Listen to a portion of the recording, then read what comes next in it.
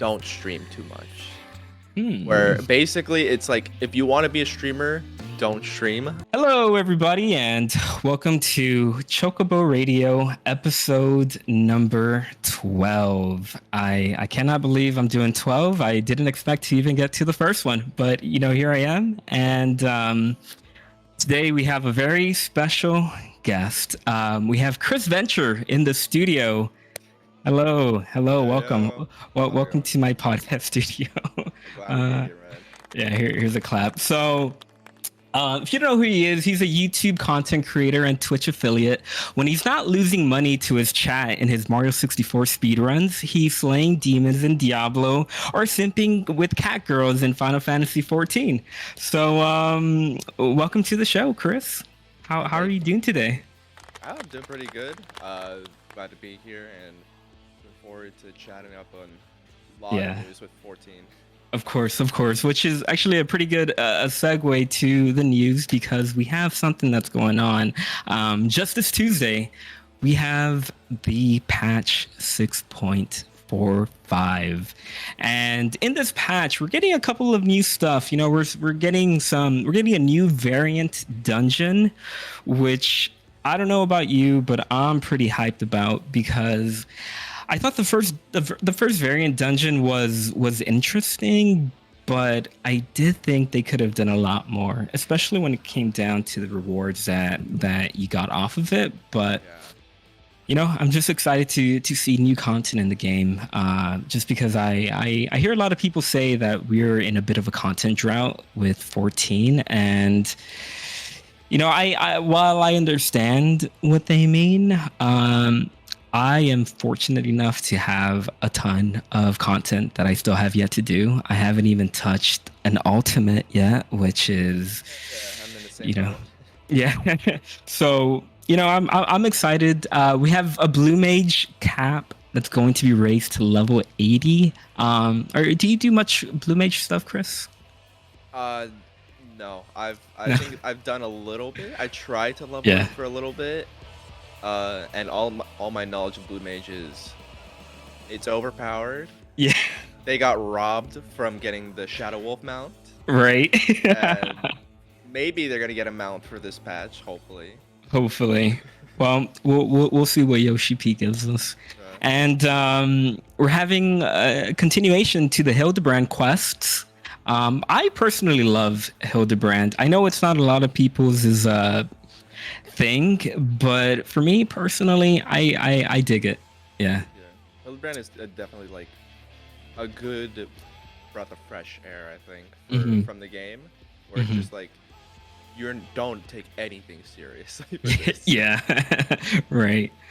And we're getting some new Manderville weapons, and we are getting the new shiny tools for the crafters. So there's a lot that's gonna be in this patch, and I'm excited for it. I am gonna have a video on that, so if you haven't yet, follow my TikTok, follow me on YouTube and everything, because there's a lot of content in the horizon. But let's just jump right into this interview, because I have to say I came across your videos on TikTok pretty recently, and I was surprised at how quick you were able to start getting a lot of views. I mean, some of your videos already have like tens of thousands of views.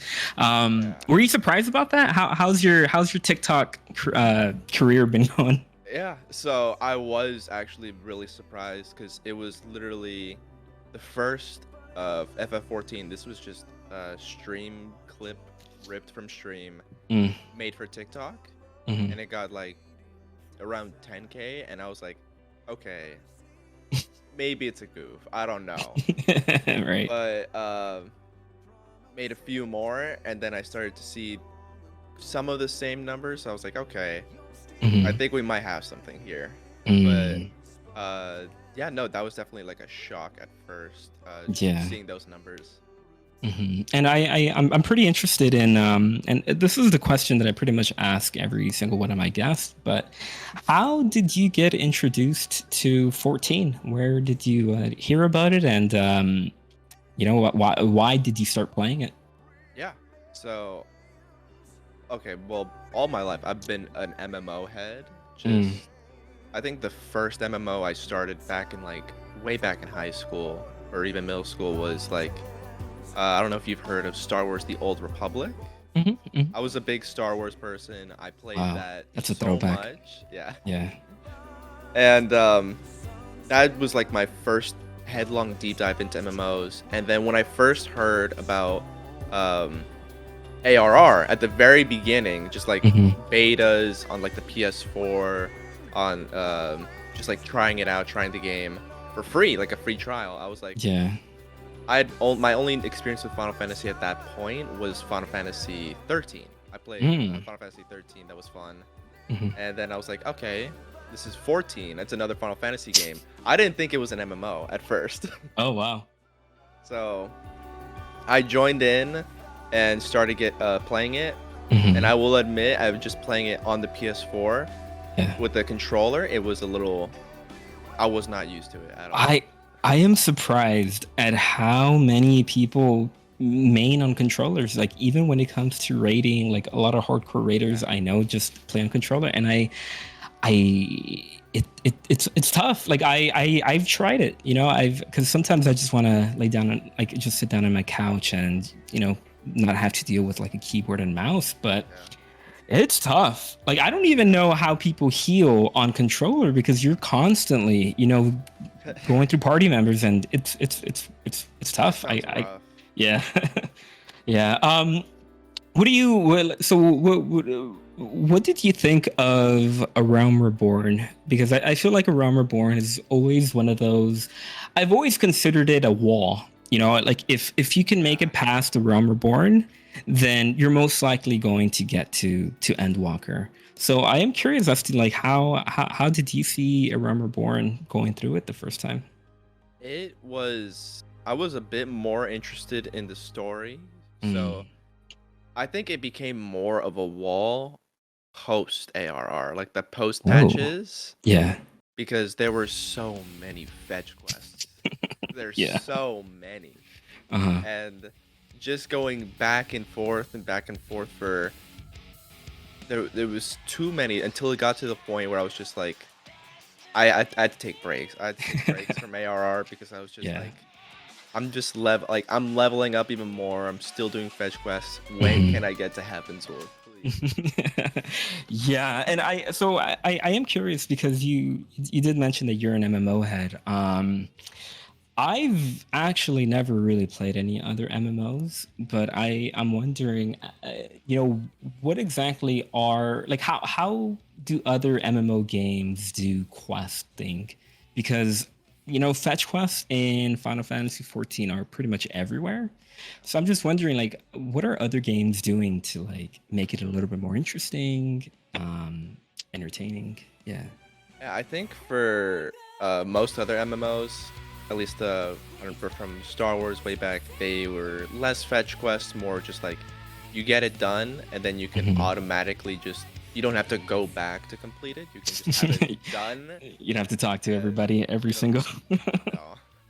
So they got that right, where it's just a little bit of less wasting time, more of an incentive to do side quests or just any other quests, so that you can actually instantly get that experience and keep going.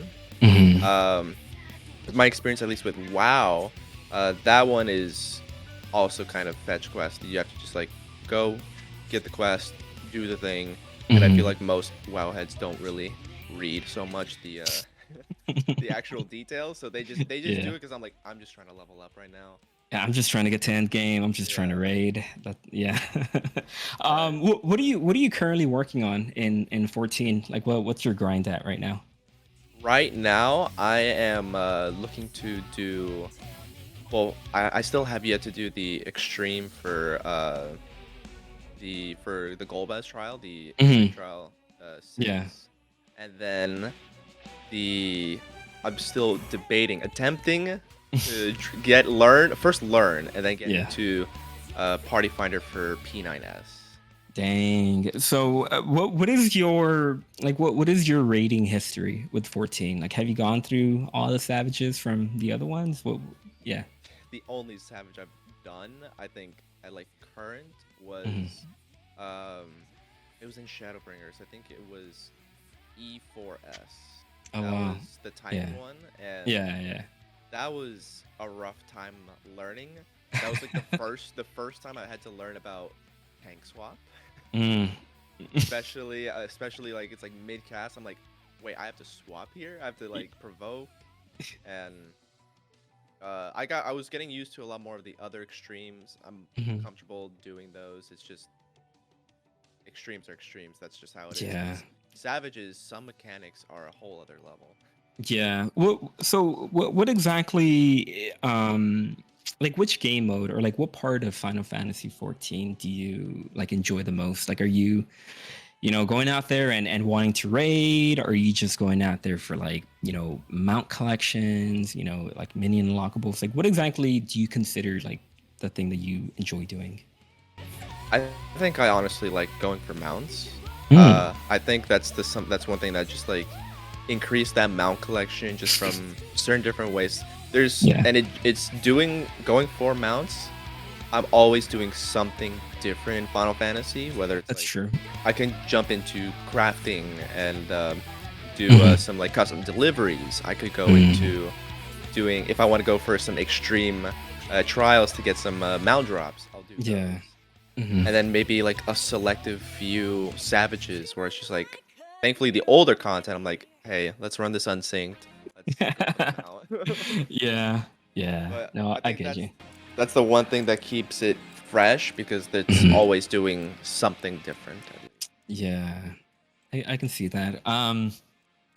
Do you like how do you compare 14 with other MMOs?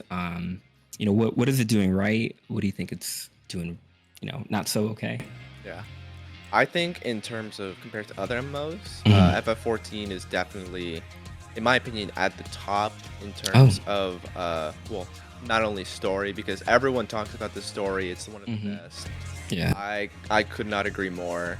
But then some people aren't here for that. They care more for about the end game stuff, raiding, ultimates, like the ultimate challenge. Some people want like actual stakes when it comes to doing some of those harder content. I think an example of that's like the latest with WoW is hardcore WoW. That's like a stake where it's like, I cannot die, otherwise I gotta start all over.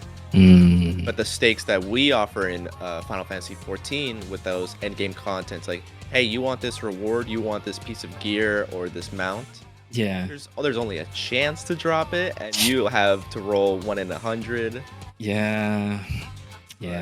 I think what it does best is that when it does bring in that new content, they always find a way to keep it engaging for new and returning players. And even for the hardcore players, I think they still could get a little bit more fed from some of the devs with some new content.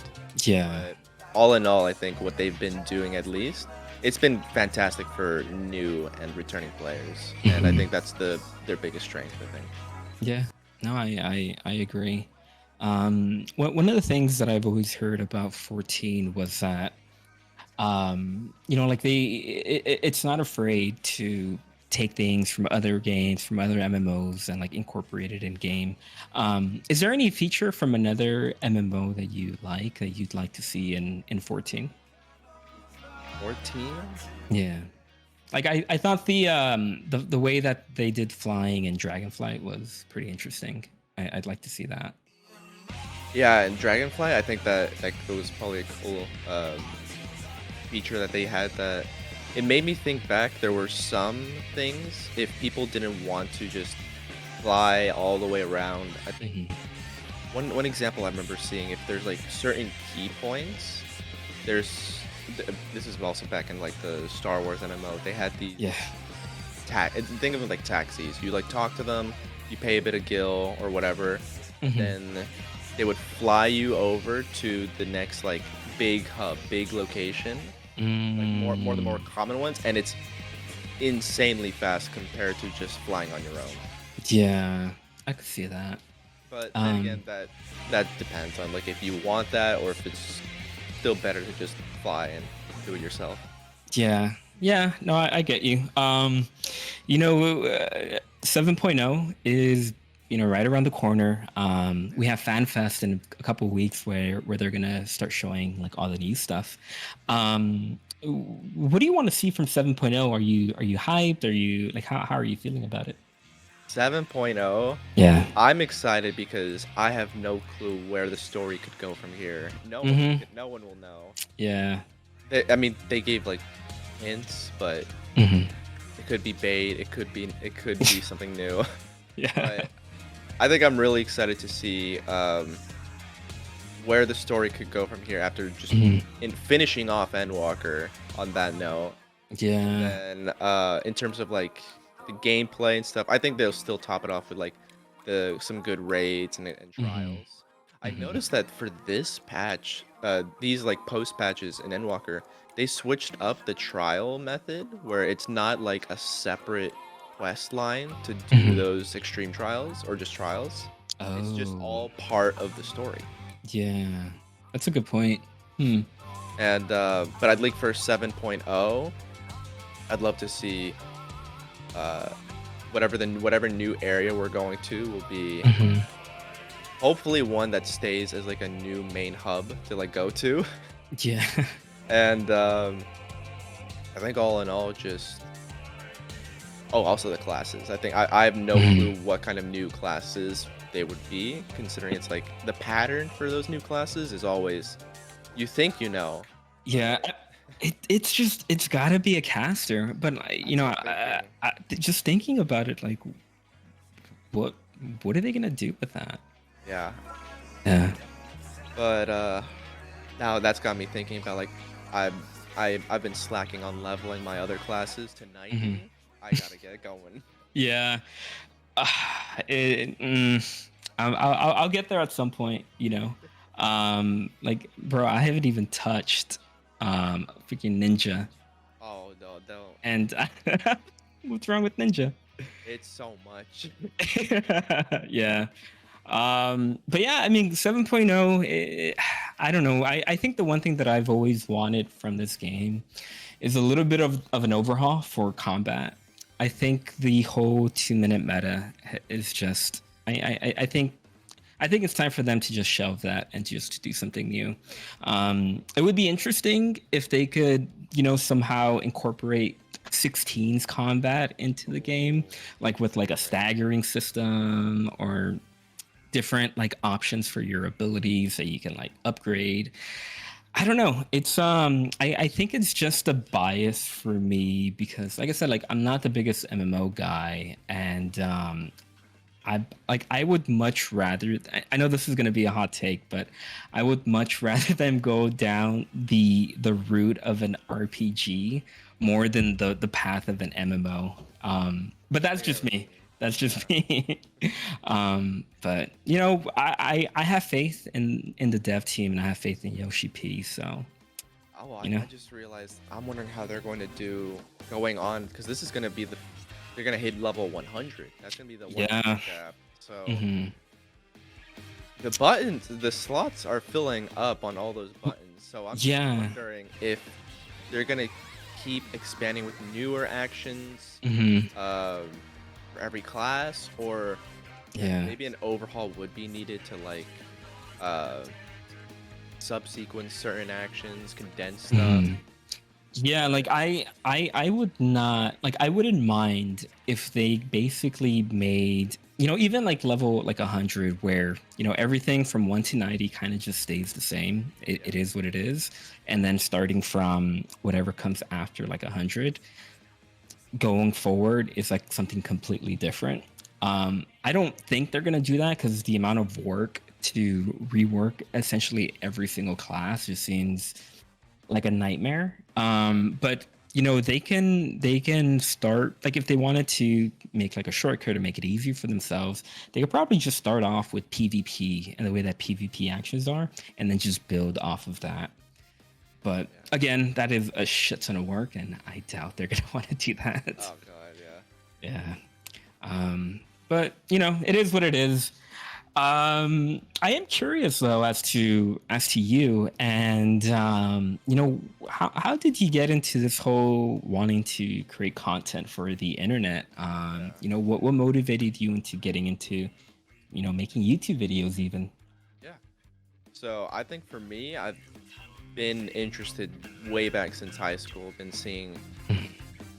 I've grew up basically on YouTube, just seeing so many creators in like Minecraft, Vanos. Those were like some big ones. Seeing all those creators just doing like funny moments, making videos. Even Rooster Teeth on the early days. I was like, okay, I kind of want to do this and see what it's about. And I started delving in, I think early 2016 or 17, with some similar funny moment style videos. Those are wiped from the internet, but Why is that? Why is that? I was at the time. I actually, funny enough, tried to do it with just like any game, and my knowledge of YouTube compared to now was non-existent. I did it for fun, which is still how everyone starts, and it was great doing it.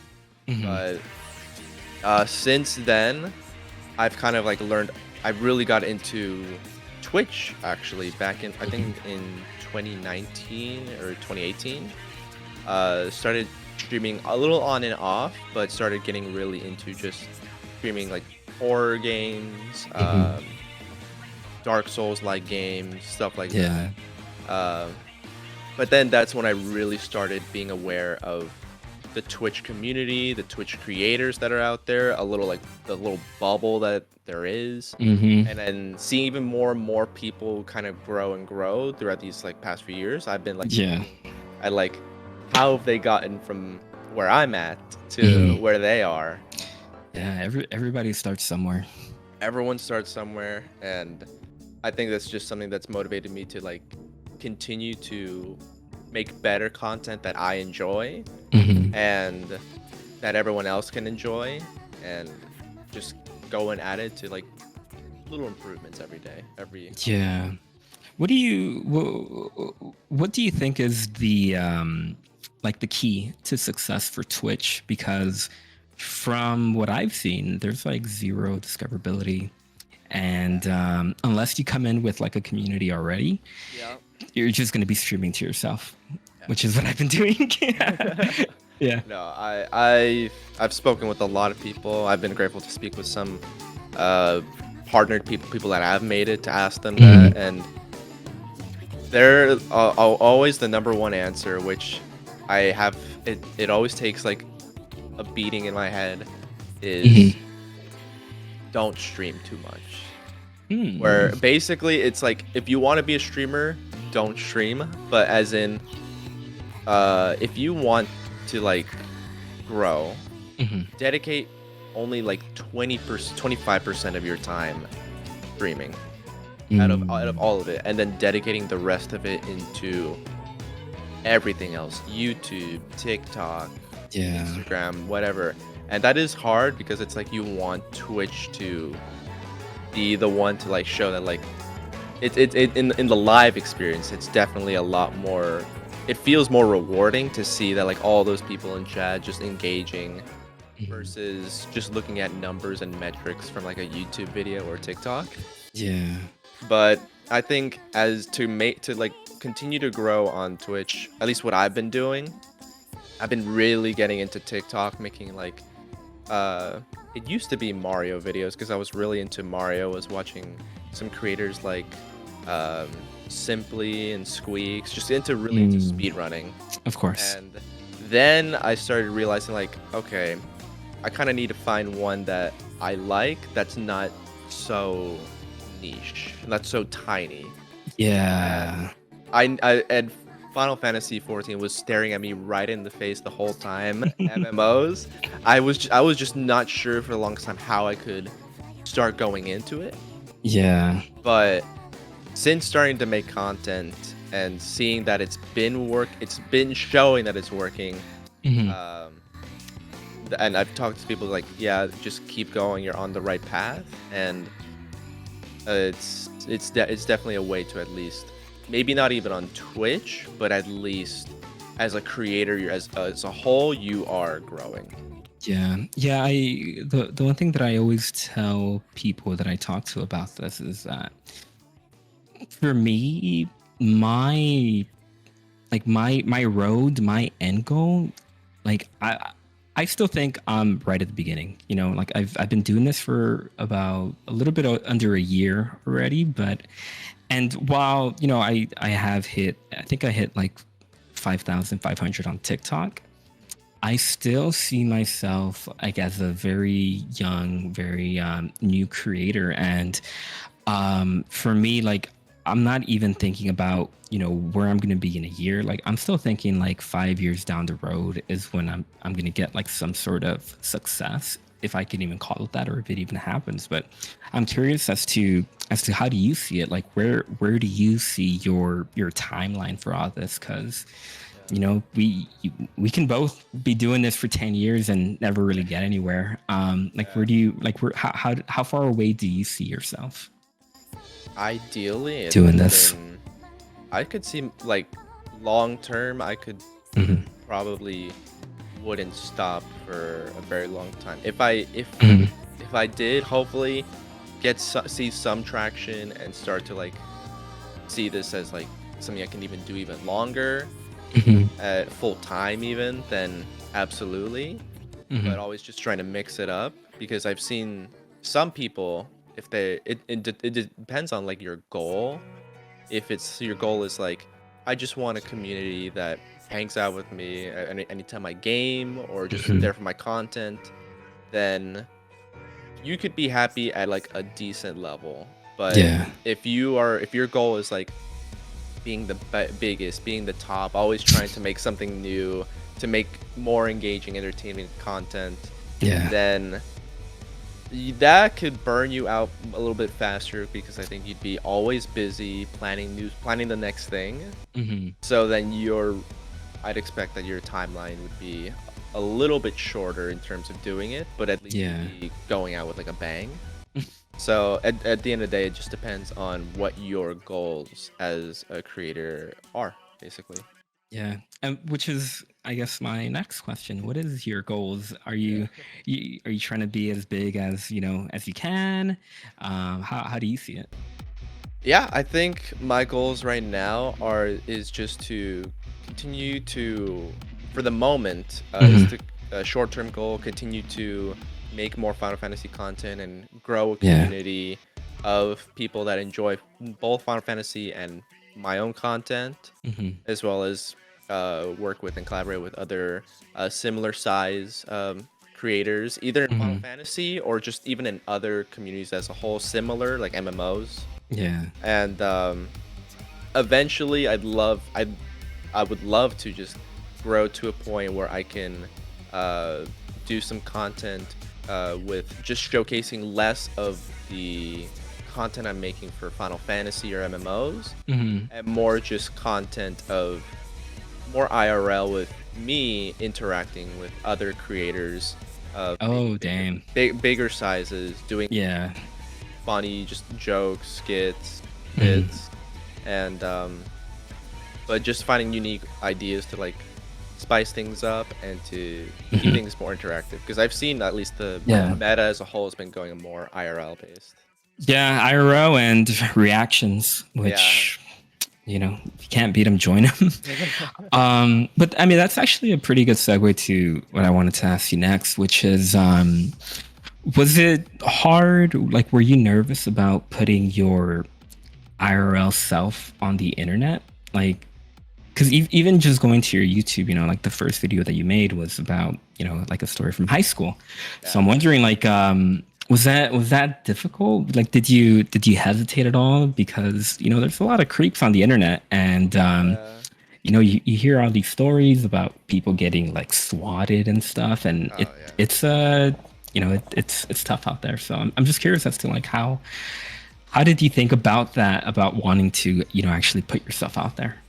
Yeah, I think though a lot of those thoughts were like all thoughts of just thinking about it, just of like even for streaming as well, just streaming or YouTube, and just those rare but possibilities that have happened. the risk of putting yourself out there. But at the end, I think when I first did it, I wasn't really thinking about that too much. I was just more focused on having fun with the content I wanted to make. And at the end of the day, I think it's still going to be just about having fun. Obviously, I've been lucky and fortunate enough to not encounter anyone that's kind of like that. But, I think I've spoken with some people who unfortunately have, and they've said that, like, yeah, sometimes they just need to they protect themselves in certain ways, but that's either way, it still would not stop them from making the content that they love to make. Right. Yeah, and at the end of the day, you know, that's all that matters. What is your take on the whole Kick versus Twitch stuff? Yeah. Personally, I think that I already know just how Kick started because I'm aware of the creator of it, Trainwreck, what he does, gambling. He's a supporter for it, even on Twitch. And it all starting from like the drama with, like, I think there was one creator by the name of It's Slicker who ended up gambling and taking over 30,000 or 300. I don't know the amount, but it was a lot from viewers and creators alike. And it called for a ban on at least unregulated gambling on Twitch, which started Kick. And the way that Kick is working, being that 95% split, but at the moment, the only benefit I could ever see from Kick at the moment is it's in its baby infancy stage, which is leading newer creators that want to start growing to hop on the train, and that it can maybe provide some form of competition to Twitch. Yeah. Does the Gamba bother you at all? Because I was thinking about this, and you know, while I understand that gambling can ruin people's lives and advertising gambling can, you know, lead people into that whole thing, one of the arguments that I kept like reading on Twitter were people saying, like, if they're not advertising Gamba, if they're not gambling on stream, does it even matter? And I'm curious as to like what you think about that take. You know, like if the streamer that you're watching on Kick doesn't even involve themselves on the Gamba side, does it matter at all? I think that it still kind of does, just because maybe the streamer that you're watching on that platform will never engage on that kind of stuff. But at the platform itself, yeah, they maybe did make ways to like make it so that you don't have to be promoted Gamba or all those kinds of things. I know they just had that function to like turn it off. But regardless, it's at its foundation, it's a company founded by stake, which they get their bread and butter from. I think of it as like a pie chart where there's like a whole the biggest slice of the pie is people that maybe do Gamba responsibly for fun. They just like, I got this set amount, it's already gone, I'm just gonna do it, whether I win or lose, that's it. But they get their money from that tiny slice of people that they get into it, and they just cannot stop, and it ruins their lives. So I think even if you do watch a creator on that platform that has no affiliation to it whatsoever, the fact is that platform as a whole, Twitch is no better because Twitch is like Amazon and stuff. But I think it's a whole other thing. It's a whole other beast. But I think with Kick, it is tough because I do see the appeal. I can see how the appeal from a smaller creator's perspective to try to break out, as well as like the first income you can get would be like a huge difference in 95/5 split. I mean, that's a lot of money. It's a dilemma in terms of just making your piece of like, if you go with it and just want to like start your growth with it, by all means, like, hey, I respect the hustle. I understand what you're going for, but also at the end of the day, it doesn't help that the figureheads of the site at the moment the biggest ones are complete brand risks. Yeah, complete. Just that's not a big thing that's good about it. Yeah. I think for me, what I found most interesting about this whole thing is that we're getting to the point where a lot of people are starting to sort of make social media platforms kind of like sports teams. You know, you have the Twitch lovers versus the Kick lovers. You have the Twitter lovers versus like the, I don't know, Threads or Blue Sky or whatever is going to come up. But I feel like there's a lot of this, which is weird to me because it's, at the end of the day, it's just a social media company. You know, they don't care about you. Elon Musk doesn't care about what you say or tweet, but people are making their whole identity off of it, and it's interesting. Now, there was something I saw, because there was 2 clips about, like, especially one, the biggest thing with Kick was like the XQC signing. That was like made top news about like how much money he was making, which was speculated to be more than fucking LeBron James. Yeah. And the next one was just about like, I was even surprised hearing of Rice Gum considering, and then I just see Rumble put out there. I'm like, what? Why is that even an option? Yeah. And, but seeing that from that perspective of like, oh, all these signings for these platforms to sign these creators for like sports teams for like big, large amounts of money. I saw there's this note from one creator I saw who I think is very good to take notice. Yeah. If you're already a big creator, you are already a millionaire, and at that point, yeah, what more do you want if you already have a happy community that you're not jeopardizing in any way, that supports you and you help them with some entertainment with nice content? You're happy with if you're already happy with what you have, just like nice house maybe at that point, or whatever state financially you are in life. What does more, unless it's all material, really do in the end of the day? And it's an argument of trading money and ethics based on like the platforms, a lot of gray stuff. But I think at the end of the day, if you open like the bigger picture, just seeing from where you are, do you consider the question of like, do you really? Yeah, and I feel like I've never been rich. You know, I grew up in a pretty poor family, but from what I've always seen is, you know, even when you are rich, you know, you're always still chasing the bag, and you know, people just want more, another zero on their bank account.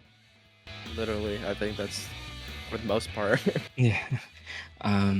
Which platform do you think is doing the best to take care of its creators?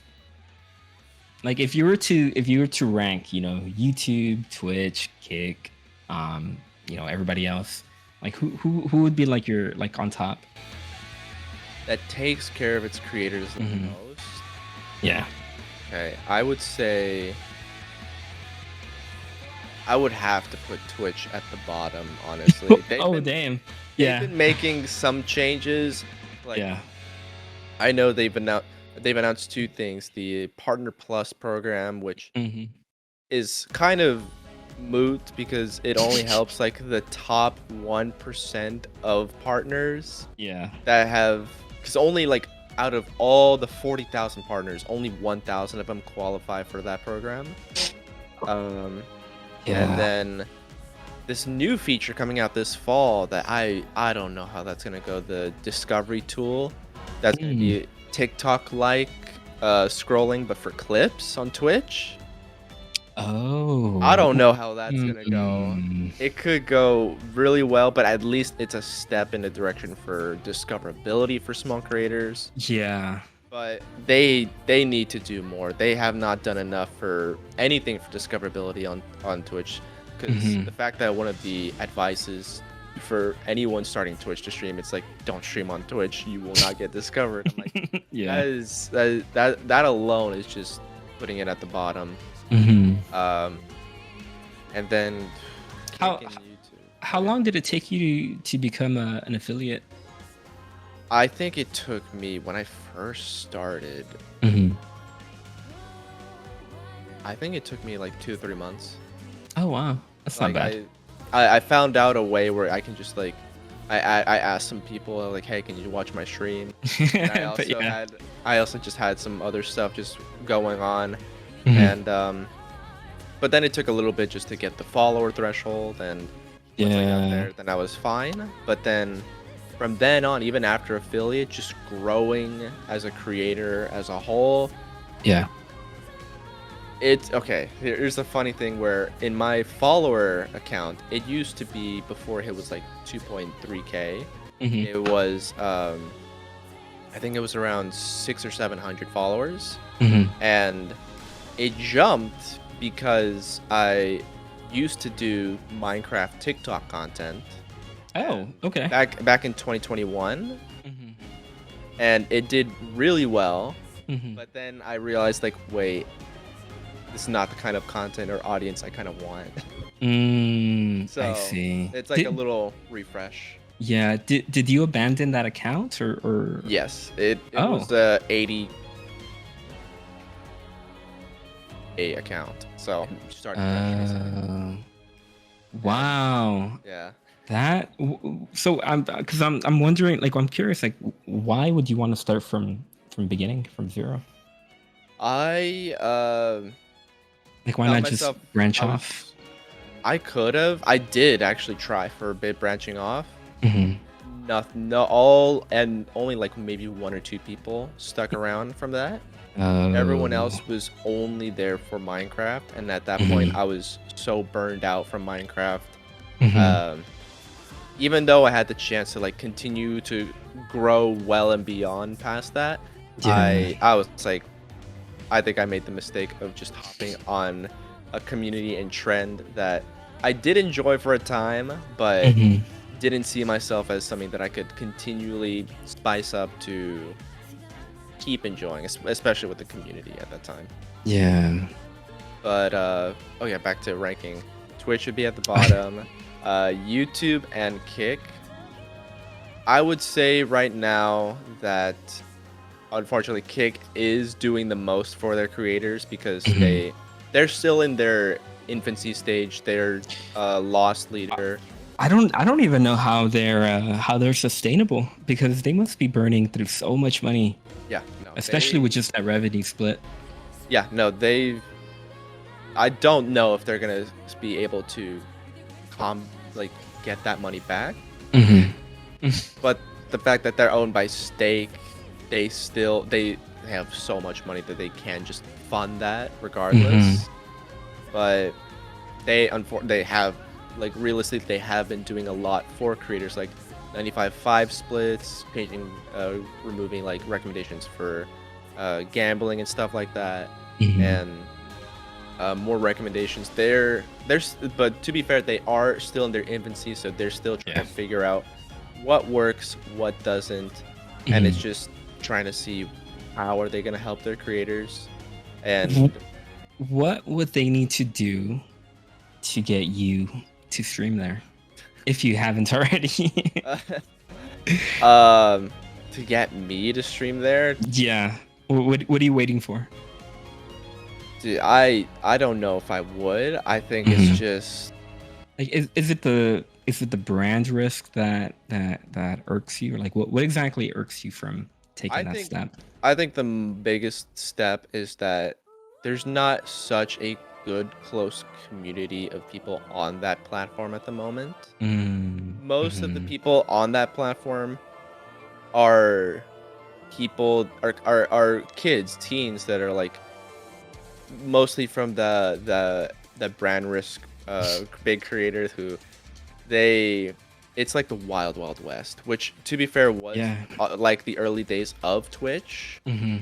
But and the internet in general, and the internet, but the fact that that is a figurehead for the site at the moment, Mm-hmm. I'd rather just not deal with that. And also, I'm pretty good where I'm at right now. Yeah. So there's not really too much incentive for me to jump ship. Mm-hmm. That's fair. Yeah. But then I'd rank YouTube just under Kick because they are starting to make changes. Mm-hmm. I do hope that YouTube streaming continues to improve even more. Like yeah, and I think that's the most interesting part about this whole Twitch and Kick thing, because if Microsoft, with the money that Bill Gates has, can't make a sustainable platform, and YouTube, I think YouTube streaming it's okay, it's fine, but the fact that it still hasn't been able to topple the number that Twitch is getting, I don't know what Kick could do that YouTube isn't already doing. Yeah. I feel like for Twitch, it's going to have to collapse on its own, like whether it's like a really, really dumb change to like their rules, or even like an even like harsher revenue split. Like I don't know if they're gonna touch the revenue split, but if they do again, I think they're gonna be boned. I feel like that Partner Plus thing is the only thing they're touching for revenue split. Yeah. Considering that they've already made so many bad decisions, like the latest one with like the changing guidelines. When they first announced that with sponsorships and stuff like that, I was like, do they not realize like how big that is? And they were like trying to push more for creators to get sponsors through Twitch, so that Twitch can at least get a cut of it. Yeah. Instead of just sponsors and creators just talking directly, which I think that was they've made a lot of wrong moves, basically. Mm-hmm. Yeah. I don't know. Twitch it's always interesting to me because like as much as people love Twitch, I feel like they're always just shooting themselves on the foot for some reason. Yeah, basically, the culture is great on Twitch, but Twitch as a whole still has a good ways to go. Yeah, and that is if they continue to go, because I've been around social media platforms for a little while, and they all don't last, and whenever something better comes around, it just takes over. And I feel like people are starting to come around that point of Twitch. And while I don't think Kick is the replacement or the answer to Twitch, I think they're the ones that are really, really trying. And I don't know, like I haven't made an account with Kick because like I think I'm on the same boat with you. It's like I just want to kind of just do my own thing and stay on my own lane before like but I don't know, competition is good, and hopefully this whole thing with Kick just lights a fire in Twitch's ass, and hopefully they get better. Yeah, that's literally the only thing we could hope for. Yeah. But yeah,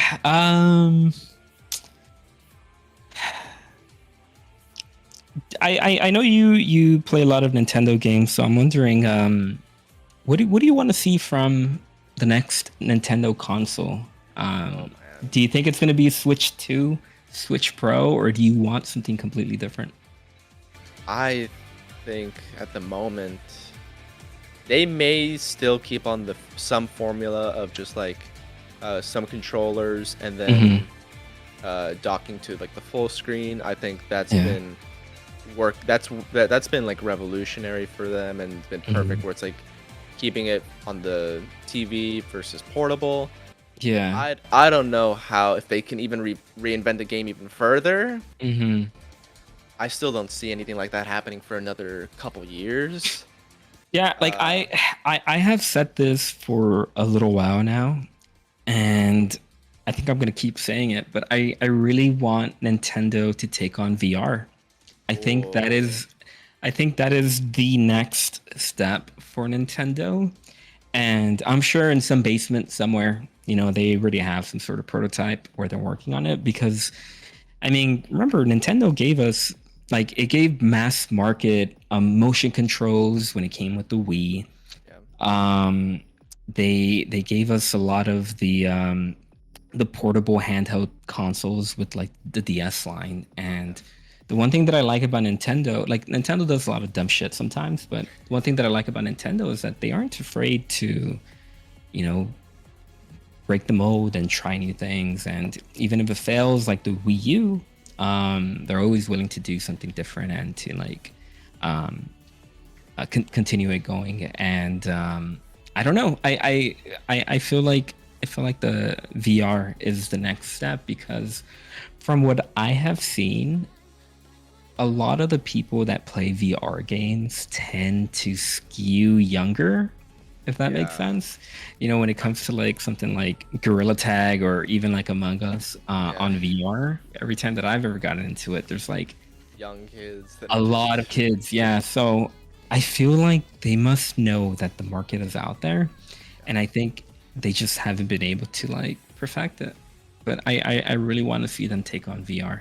Yeah, I could definitely see VR or AR type of stuff, because I know with their latest theme park, like Super Nintendo World, I know there's like a thing with like there's this watch that you can use, and there's a lot of really interactive tracking that they can do for like what photos you take when you actually use it. So they definitely have the creativity, and they'll probably definitely come up with something either VR or AR related to really maybe change the game, because they've been changing the game for the most part. Most of the other consoles like Xbox and PlayStation have just been better graphics, better CPU, better GPU, and GPU.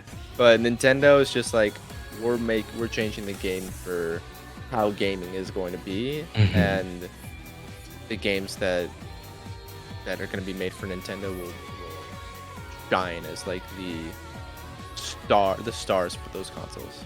Yeah. Where do you see VR gaming at right now? Like, do you think it's still a fad? Do you think it's kind of dead? How do you see it? No. I think it's still definitely on the rise. I think there's still a lot of other games that are like continuously trying to up the next level for VR, make it a lot more intuitive and very kind of like SAO levels kind of. So I think they're still ramping up even more. I think that was crazy even seeing like that one. It was like the Apple lens, the Apple like glasses.